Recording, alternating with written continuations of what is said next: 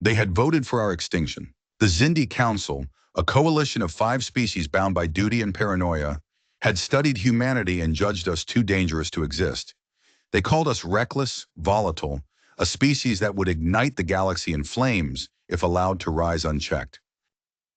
So they built their weapon. They plotted Earth's destruction with the precision of a surgeon and the detachment of an executioner. But not every Xindi agreed. History remembers the Council's decree. It remembers the weapon's shadow, but it also remembers one voice that refused to be silenced. One Xindi who stood before his peers and demanded human preservation instead of annihilation. His name was Serac, a Xindi primate's elder with a mind sharp as crystal and a heart that carried more vision than fear. Among his people, preservation meant survival of the species at all costs.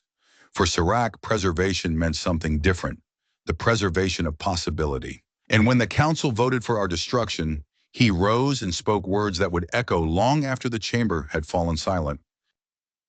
"Look closer," he told them. "You see chaos, I see creation. You see threat, I see promise. Humanity must be preserved." His words shocked the chamber. The insectoids hissed their contempt. The reptilians growled. Even the arboreals, usually cautious, turned their faces away. How could a being so small, so unpredictable, be worth the risk of sparing?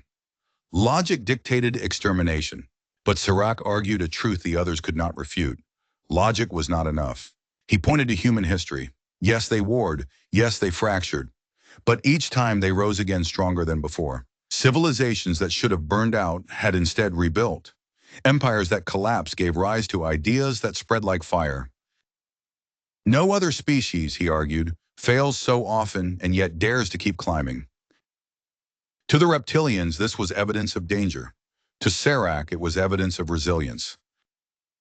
If such a species is guided, not destroyed, he said, they may bring strength where we see only risk.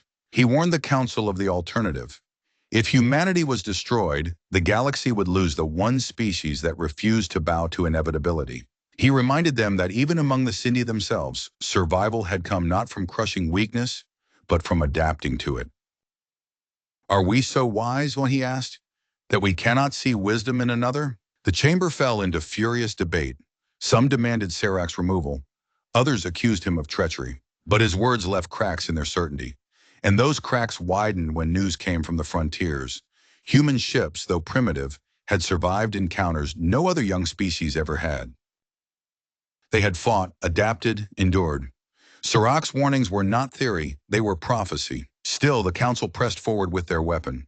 But Serac's defiance planted a seed. Quietly, he reached out to sympathetic voices across species lines. He shared what he had seen on Earth. Families grieving, yet rebuilding. Communities dividing, yet uniting again.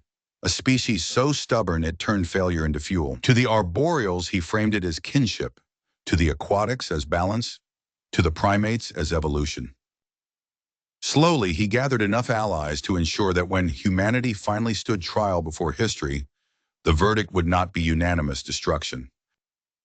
When the weapon failed, when humanity survived against every expectation, Serac's voice rose again, not to gloat, but to remind. "We chose extermination," he said. "They chose survival. Which of us is wiser now?" In time, humans would forge peace with the Xindi. In time, treaties would be signed and alliances formed.